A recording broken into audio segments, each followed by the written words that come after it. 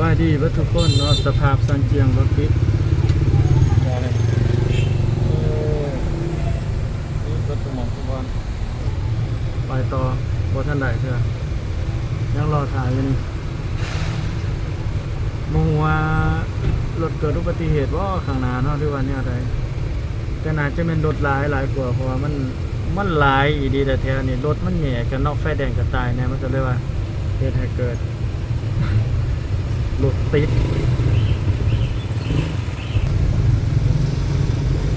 อ้าวติ่งแล้วหน่อยนึงติ่งแล้วหน่อยนึงติ่งแล้วหน่อยนึงยับแมตหนึ่งก็เอาเจดีย์ซานเจียงปูโจนะ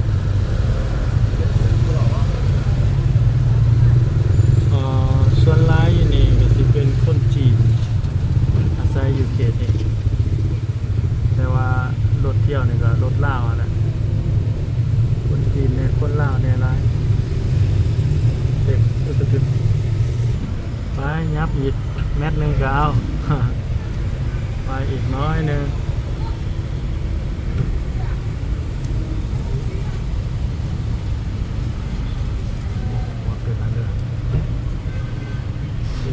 สุนมุน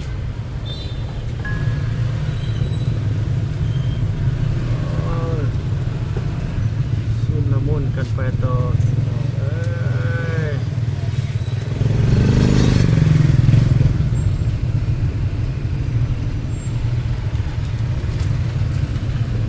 เดี๋ยวไปเบิ่งบน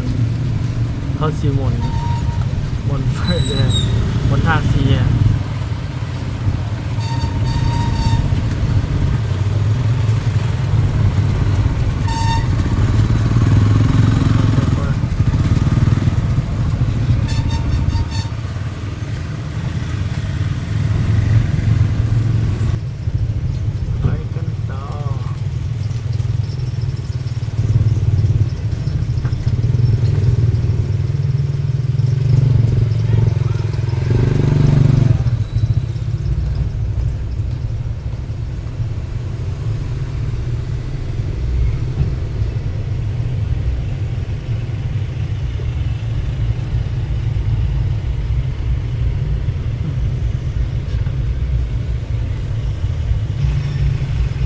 สิฮอด30นาทีล่ะไปใช้มาบ่ได้ไปมาใช้โอ้ยตายแล้วไปบ่ฮอด100 เมตรครับ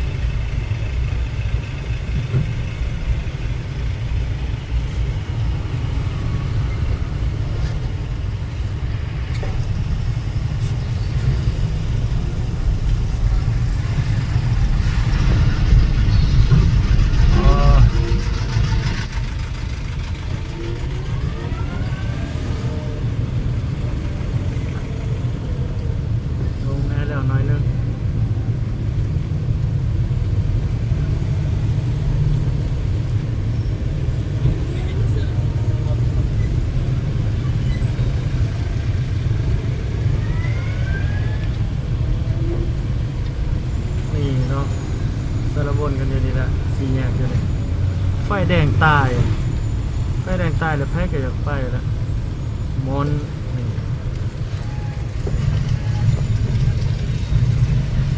สารพัดอึดเดี๋ยวเข้ามาไปที่กันนะครับ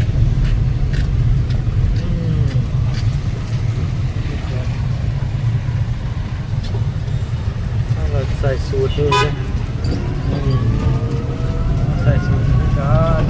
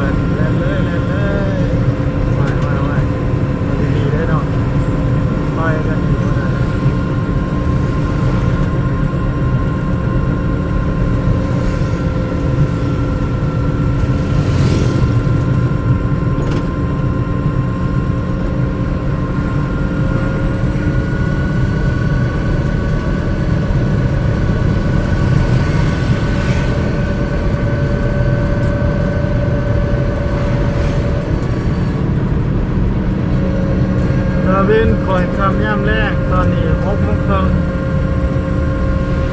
7:00ย่างเลยล่ะแต่ว่าตาเว้นยังบ่ทันมือเทื่อคือว่านานครับ